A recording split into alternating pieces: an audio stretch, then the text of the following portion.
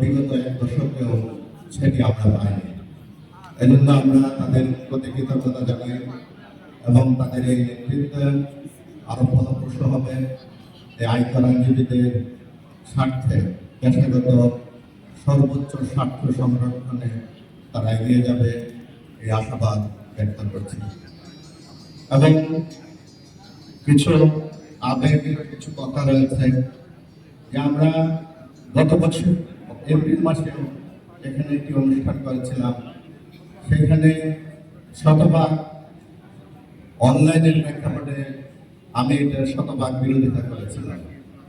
যদিও আজকের উপস্থাপক এবং আমার মেন্টাল ব্যাকগ্রাউন্ড সম্পূর্ণ বিপরীতে, তারপরেও এটা বাস্তবায়ন হচ্ছে।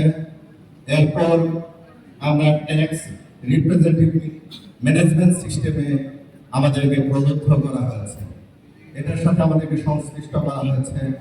আমি জানি না এ থেকে আমাদের আইনজীবীরা সহকর্মীরা কতবার সুবিধা আমরা নিতে পেরেছি বা আমরা কতগুলো সংশ্লিষ্ট।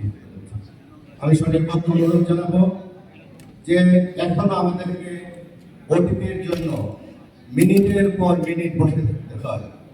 মানুষের ফিঙ্গারপ্রিন্ট পেলে না, অনেক কলকাতার মোবাইল নাম্বার তারা জানে না তারা রেজিস্ট্রেশন কিনা, এত সময় ক্ষেপণ হয়।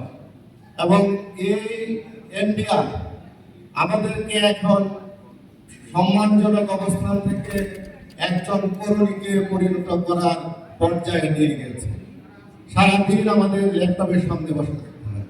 আমাদের সিনিয়ররা হয়তো তাদের অনেক জুনিয়র রয়েছে, কিন্তু আমরা যারা একেবারে নিয়মিত পর্যায়ে কাজ করি আমাদেরকে এইগুলা প্রতিনিয়ত ফেস করতে হচ্ছে।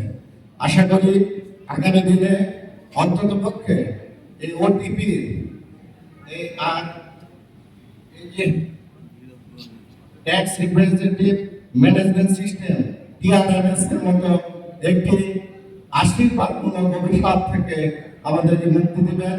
আর এই আজকের অনুষ্ঠানে আমি দেখেছি যে কিছু সাংস্কৃতিক অনুষ্ঠানের প্রস্তুতি হয়তো আছে। আমি নেতৃবৃন্দের প্রতি শ্রদ্ধা জানিয়ে বিনতি করবো, দেশনেত্রী বেগম খালেদা জিয়ার এই সংকটময় মুহূর্তে আমরা এই অনুষ্ঠানটি যদি বিরত থাকি তাহলে কৃতজ্ঞ থাকবো।